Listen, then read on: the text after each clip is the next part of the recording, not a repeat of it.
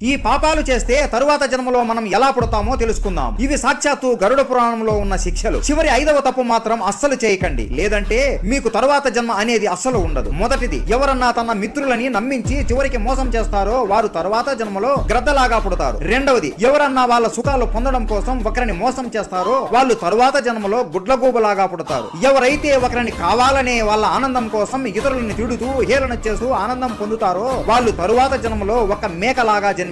నాలుగవది, ఎవరైతే ఈ జన్మలో తీపి పదార్థములు దొంగలిస్తారో వాళ్ళు తరువాత జన్మలో తేనెటీగలాగా మారి జీవితం మొత్తం తీయనైన తేనె చుట్టూ తిరుగుతూ ఉంటారు. ఈ 5వ పాపం అన్నిటికన్నా అతి పెద్దది. ఈ జన్మలో తన తల్లిదండ్రులని, తన అక్క చెల్లెళ్ళని లేదా అన్న తమ్ముళ్ళని ఎవరైతే ప్రతిరోజు ఏడిపిస్తూ బాధ పెడతారో వారు తరువాత జన్మలో తల్లి గర్భంలోనే చనిపోతారు. ఇలాంటి కర్మల గురించి ఇంకా తెలుసుకోవాలంటే కామెంట్స్ రూపంలో చెప్పండి, చేస్తాం. అందరూ జై విష్ణుదేవో భవ అని కామెంట్ చేసి సబ్స్క్రైబ్ చేసుకోండి.